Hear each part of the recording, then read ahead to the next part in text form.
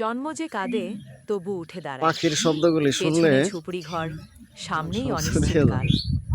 মাটির বিছানায় শুয়ে এক মা বাড়ির ফিসফিস করে চতুর্সাইডে বলল, পাখির কোলাহল। পেট খালি, মন খালি।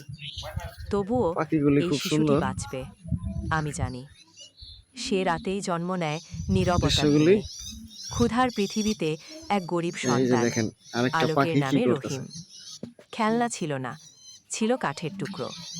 খাতা ছিল না, দৃশ্যগুলি তোলা কাগজ খুব কুড়িয়ে কঠিন। লিখত। পাখি দেখলে খেলার মাঠ নয়, সে ছুটত এমনি কুলি ঘরে থাকলে হাওলাদারের সাউন্ডগুলি পেছনে। খুব সুন্দর শোনা যায়। তবু ছিল এই আগুন, যে দেখেন মনে ছিল আলো। একটু জুম করে আমি দেখাই। একদিন স্কুলে যাব, এই ছিল তার প্রতিজ্ঞা। ক্লিয়ার বেশি বোঝা দিনের যাইতেছে শেষে না। ভাঙা ছাদে তার পায়ের ছায়া, রাতে কুপির আলোয় ইতিহাস আর গণিত। মানে একদিন এসএসসি পাশ করে, একটার সবার সাথে চমক। আরেকটা তারপর কলেজ, আর এখন শহরের বড় এনজিওতে চাকরি। মায়ের চলে মুখে যাইতেছে। এখন মানে পাখি একটানা হাসি। টের পাইছে যে আর আমি রহিম ভিডিও বলে, করতেছি। জন্ম দারিদ্র্যে হোক, আমার গল্প শেষ হবে গর্বে।